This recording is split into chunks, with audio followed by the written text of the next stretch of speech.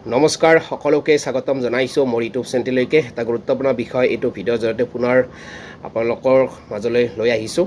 বহুত বেছি ইম্পৰ্টেন্ট হয় আজি যেহেতু গুৱাহাটী হাইকোৰ্টৰ NISৰ প্ৰাৰ্থীসকলৰ কাৰণে এটা গুৰুত্বপূৰ্ণ হিয়াৰিং হোৱা কথা আছিল আৰু আজি আছিল দ্বিতীয়টো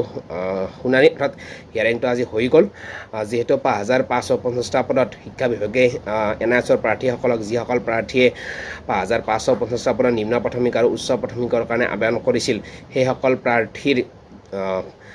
তেওঁলোক ইন সাৰ্ভিস হয়নে নহয় সেই ইন সাৰ্ভিস হয় নহাৰ কাৰণে প্ৰায় 10খন ডকুমেন্টছ বিচাৰিছিল আৰু বিচৰাৰ কাৰণে যেহেতু একাংশ প্ৰাৰ্থীৰ সেই ডকুমেন্টছ সাবমিট কৰিব পৰা নাছিল বা কিছু অসুবিধাৰ সন্মুখীন হৈছিল আৰু তাৰ কাৰণে একাংশ প্ৰাৰ্থী যেহেতু গুৱাহাটী হাইকোৰ্টৰ দ্বাৰস্থ হৈছিল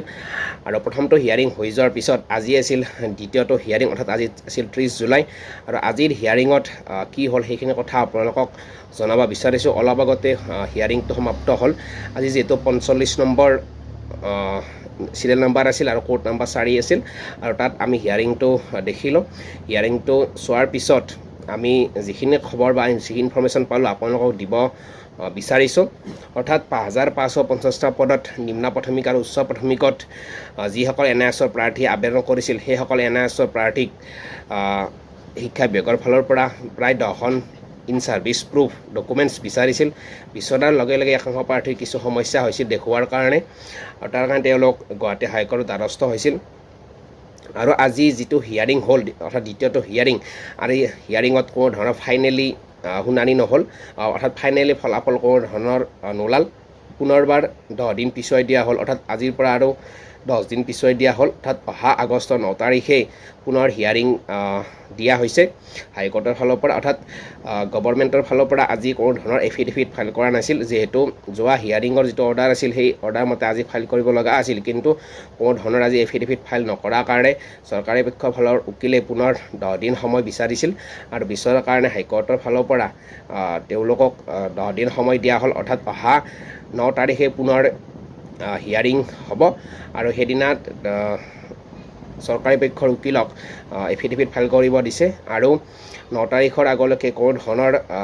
মেৰিট লিষ্ট পাব্লিছ কৰিব দিয়া নাই গতিকে সকলো প্ৰাৰ্থীয়ে 9 তাৰিখলৈকে অপেক্ষা কৰিব লাগিব অৰ্থাৎ আজিৰ হিয়াৰিংটোৰ ক'বলৈ গ'লে ফাইনেলি কোনো ধৰণৰ ৰিজাল্ট নোলাল আৰু ক'বলৈ গ'লে আজি হিয়াৰিংটোৰ এইখিনিয়ে আছিল যে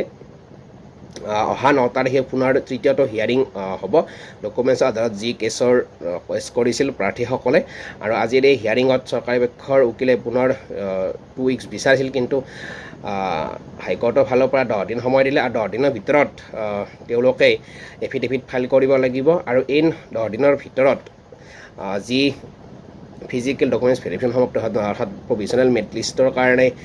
অপেক্ষা কৰি আছিল প্ৰাৰ্থীসকলে আৰু এই মেৰিট লিষ্ট 10 দিনৰ ভিতৰত প্ৰকাশ কৰিব নোৱাৰিব অৰ্থাৎ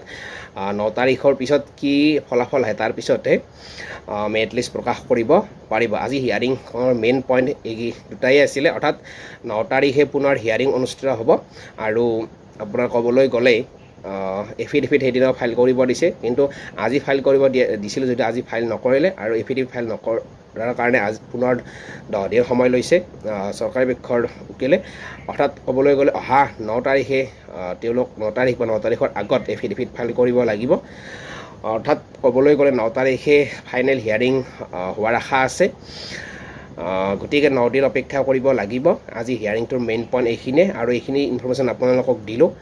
পৰৱৰ্তী 9 তাৰিখে কি হিয়াৰিঙত কি ফলাফল আহে সেইখিনি আপোনালোকক নিশ্চয় জনাম গতিকে আজিৰ যেহেতু NISৰ প্ৰাৰ্থীসকলৰ হৈ